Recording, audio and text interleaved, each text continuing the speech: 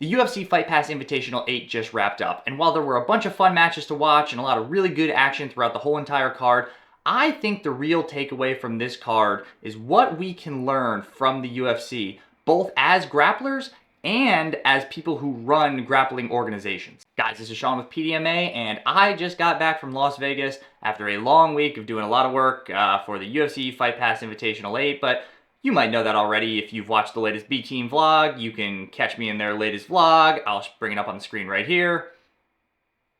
Nope, not there. Yep, there's me.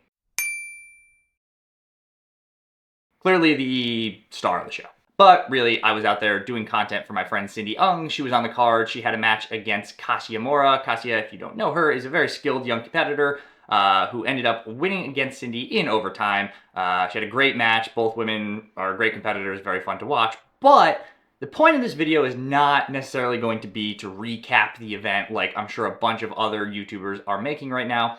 This video is actually going to be about what we can learn from the UFC as grapplers, and as I stated in the intro, as people who might work for grappling organizations or own a grappling organization, or honestly, even if you're just a grappler who participates in some of these grappling organizations a lot, there is a lot we can learn from how the UFC runs things. So as we all know, the UFC is the biggest combat sports company in the world, kind of bar none, right? They have some competitors, but realistically, the UFC is the gold standard of combat sports as it currently stands. And as we all know, the UFC is primarily an MMA organization, but if you're not familiar, they've been doing these Fight Pass Invitationals, which are grappling events where they have some of the best grapplers in the world come and they put on legitimate grappling cards. And this is actually my second time working at a Fight Pass Invitational event. At a previous one, I worked for another grappler competitor of mine.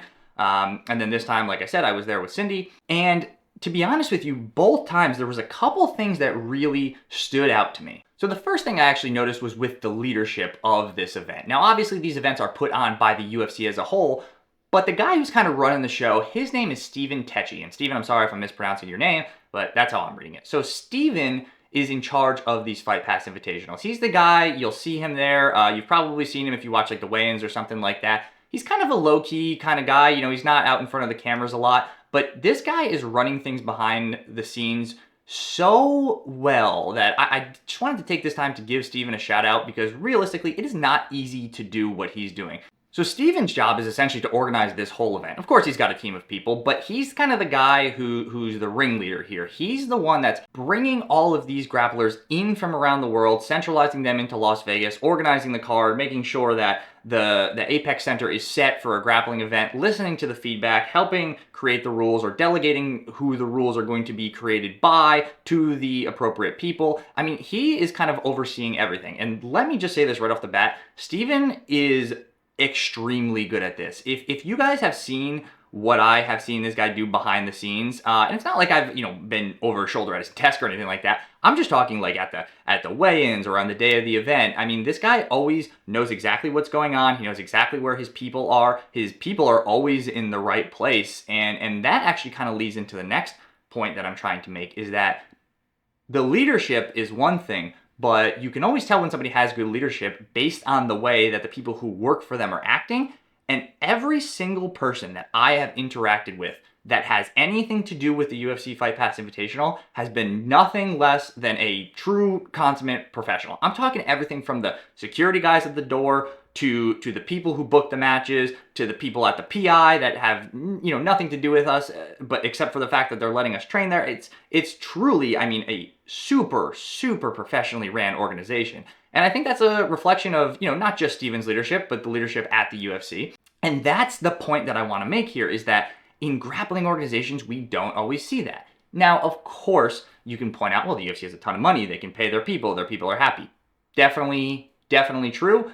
Definitely probably has a lot to do with it. And I actually spoke with some of the UFC employees and kind of not asked them how much they made or anything like that, but kind of asked them about that, and they all just seemed very happy to be working for the company. If you've ever competed for, maybe some of the bigger grappling organizations, we've all dealt with those people who are maybe acting in a way that the company would wish didn't reflect back on them, but it does, because again, if this person is wearing, your organization's uniform or they're working for your organization that day, how they treat the competitors and how they treat the people that are coming into their event and that have a lot of times paid money to be there is a real reflection on your company. So that's like the big kind of point here, talking about the leadership, talking about the employees, is I think that's one thing that grappling organizations can learn from the UFC, is that the UFC acts like professionals and they treat their professional fighters and their professional grapplers like professionals.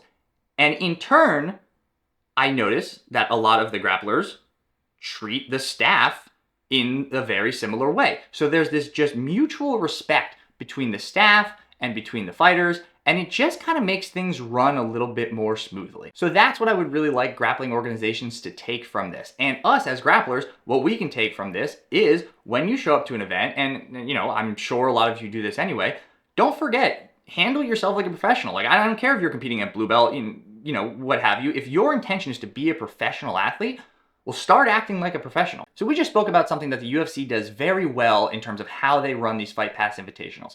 But now I want to talk about something that I see as an area of potential improvement for the UFC and something that we can look at as grapplers and those of us that work for grappling organizations and kind of make improvements on ourselves. So the Fight Pass Invitationals, for those that don't know, they do have a rules meeting for all of the competitors that all the competitors can come to and they can ask questions just like any other good organization would.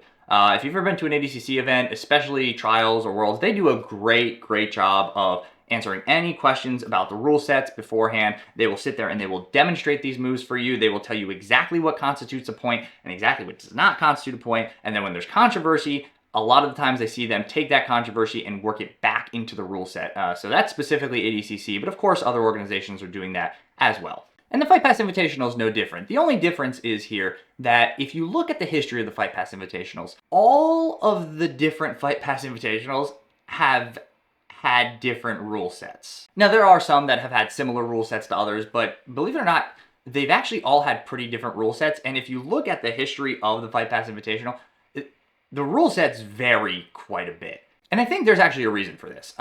You know, again, I don't work for the company. I'm not privy to any information that the UFC is talking about behind the scenes. I only hear what they are publicly saying and then what they say to their athletes.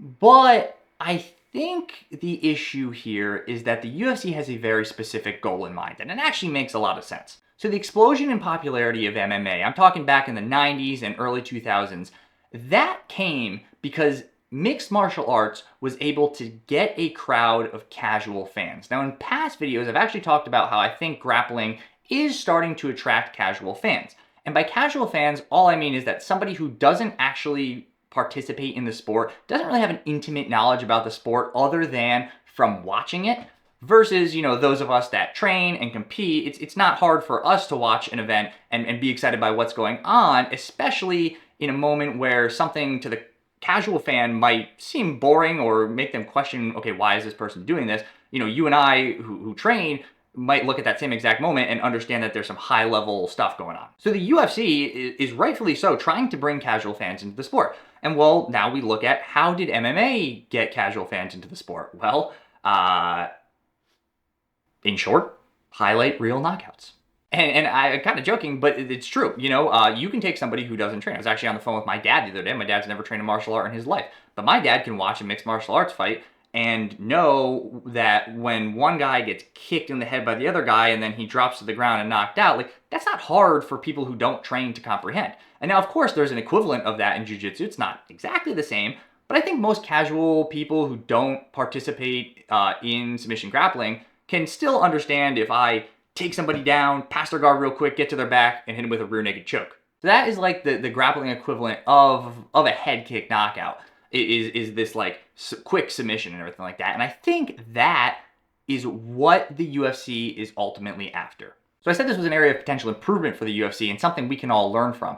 And so what I mean by that is that I am worried, and again, I don't have any intimate knowledge on any of this, so this is just pure speculation, but I am worried that the UFC is trying to mirror MMA too much with something that just isn't mixed martial arts. Brazilian Jiu-Jitsu, submission grappling, it's not mixed martial arts, and the sport plays out differently than a mixed martial arts fight. So where I think the UFC can improve with this is maybe creating a different goal for what these rule sets are trying to accomplish. You know, maybe we're not going to get all first round submissions, or rather submissions in regulation, and a lot of these matches are going to go to overtime, where in this particular event there was points in overtime, and a lot of them ended by decision or by points. So what I think the UFC can learn from this is look what the other grappling organizations are doing. How are they getting people to watch the sport, and how are they growing the sport? Because the reality is the sport is growing. And if we're gonna grow this sport even more, we kind of have to look at what's worked for this sport. I don't think it's a bad idea to look at what's worked for other sports like MMA, but look at what's working for jiu-jitsu and maybe try to emulate that. Even so much as bringing the rule set from other successful grappling organizations into yours. I think in grappling, we all feel like every single organization needs to have a different rule set, and it gets confusing not just for the competitors but for the fans. So if the UFC is trying to grow the fan base, it might not be a bad idea to start creating some sort of like standardized rule set. If only there were an event this year that had brought in hundreds of thousands of people to watch, that had a new rule set that seemed to push action a lot like the UFC wants. I'm going to talk about CJI again.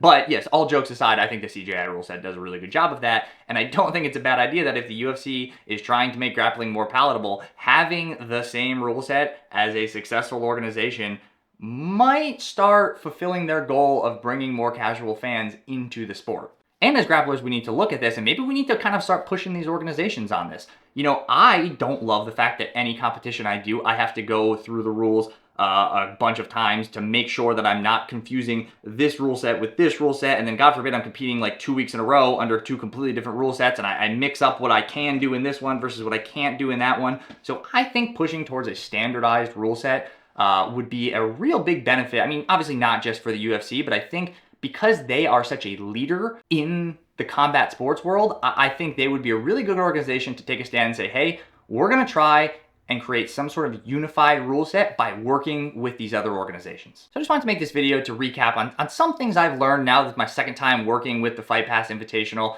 and take a look at what the biggest, most successful combat sports company in the world is doing as they enter this submission grappling space that is growing as a whole. I also think it's useful for us as grapplers and as those of us that work for these organizations to be able to look at a company like the UFC and say, hey, what are they doing? You know, what are they doing right? What are they doing wrong? So what do you guys think about the Fight Pass Invitational as a whole? As I was reading like Reddit and stuff like that, you know, there's some split opinions. So what do you think? Do you think the UFC should be getting involved with grappling, or do you think they should stay in their lane with MMA? If you guys like this style of content and want to see more BJJ match breakdowns, current events, things that are happening within our sport, go ahead and click that subscribe button. That is what lets me know that I'm making the kind of videos that you want to see. And on that note, I'm going to sign off. Thank you very much for watching, and I will see you next time.